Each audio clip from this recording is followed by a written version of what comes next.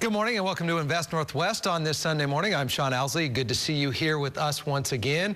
Well, it has been a time of transition for Colonel Brian Newberry. He was the commander, of course, 92nd Air Refueling Wing, and now he is taking on a new role, and here to talk about it, he is my guest this morning. Good to have you back on Invest Northwest. Thank you very much for having me back. It's great to be here again. You know, you were so visible in the community as the head of Fairchild there, and it has been a transition time for the people that aren't intimately familiar with what has been going on in your life.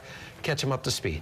Okay, I gave up command of Fairchild on the 25th of July, and I had a great opportunity to step up and be the executive director of Leadership Spokane. So being able to be part of this great patriotic community for a little bit longer, I was all for that. So me and my family, we put up our tent here, and we're staying here for a while. It's good, and you know, you've chosen to make Spokane your home and stay right here. A lot of people do that when they retire from Fairchild. And let's just a little bit of background on you. Obviously, you led the 376th Expeditionary Operations Group in Kyrgyzstan, 7th Airlift Squadron Command in McChord Air Force Base.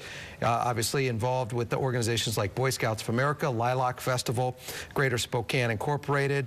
You were a command pilot with more than 4,300 flying hours, 397 combat hours, and a number of different aircraft. So the resume is long. Obviously, you ascended for a reason. You led Fairchild here during your tenure. What are the keys to leadership? How do you apply those from what you did at Fairchild to what you're doing at Leadership Spokane?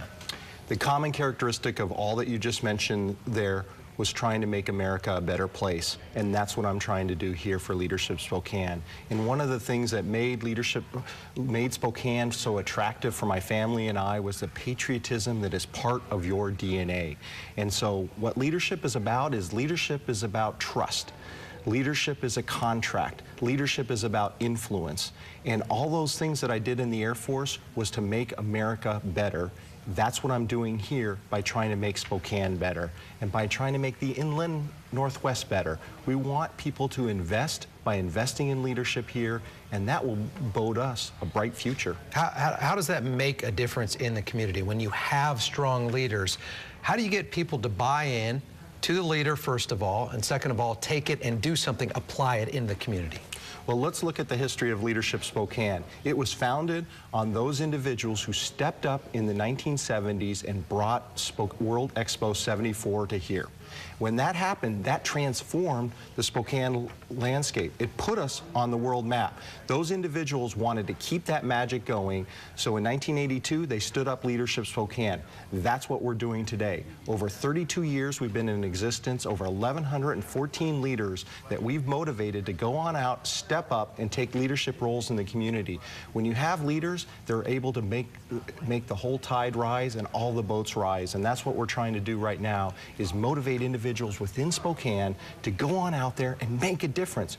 What's the next Expo 74 for us? It's out there, and it's the leadership of individuals within the inland Northwest that's going to make that happen. And here on the program, Sunday after Sunday, I interview some of the key people in the community that are making a difference and making a change for the better here. And one of the common denominators I see in the personalities usually of the successful leaders is vision.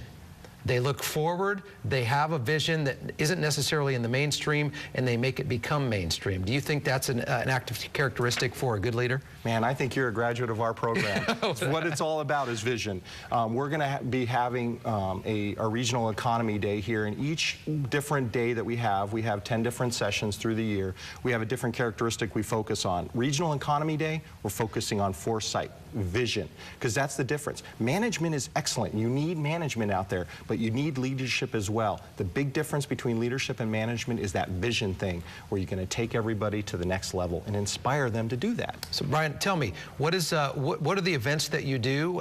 Where are you visible? What do you do when you get there? Just kind of walk us through how you're applying this in Leadership Spokane.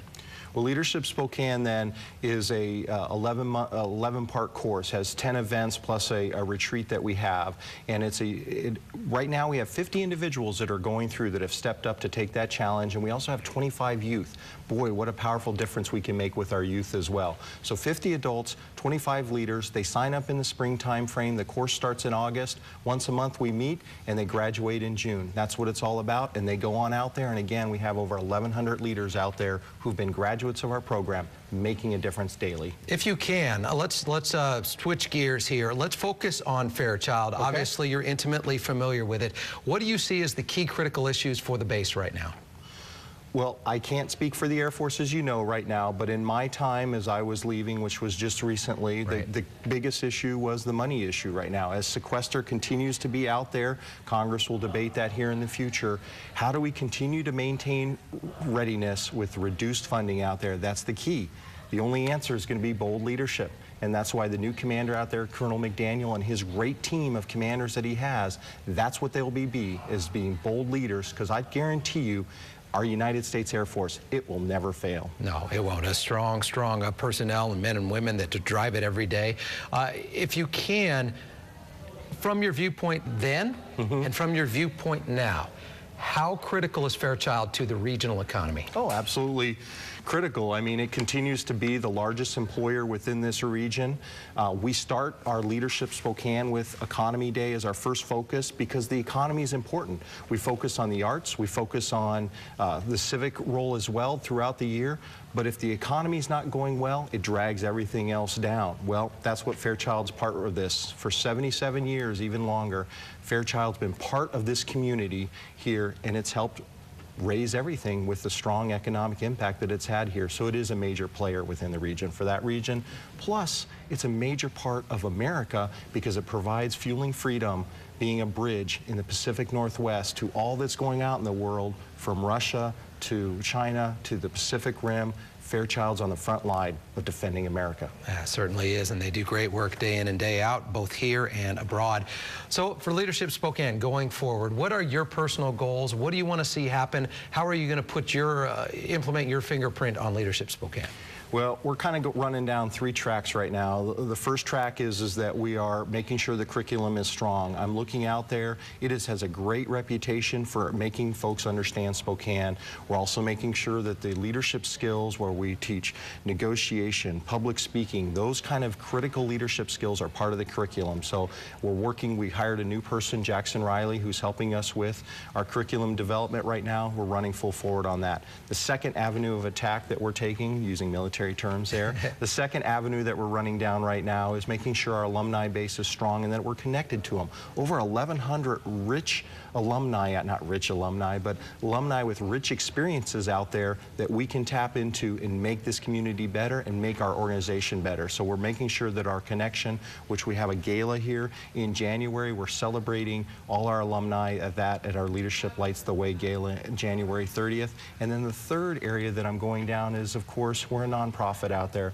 We don't go without support from the community here. We're here for the community. We're here to make the community better. We're not here to make money. We're here to make the community better. So I'm looking how I can make my base funding stronger. We're looking for our communities to step forward and to invest in a very, very rich future, building one leader at a time. Wow. Those are the 3 areas that I'm running after right now. Well, I appreciate you being a guest here on Invest Northwest. Thank you for your previous role. Thank you for sharing a spotlight on your current role, and good luck with Leadership Spokane. Thank you. KHQ is a major part of this community. Thank you for what you do to make us a stronger community. Thank you, Sean. Appreciate that. Thank you, Brian. We're going to take a break. You're watching Invest Northwest. We're back in a minute.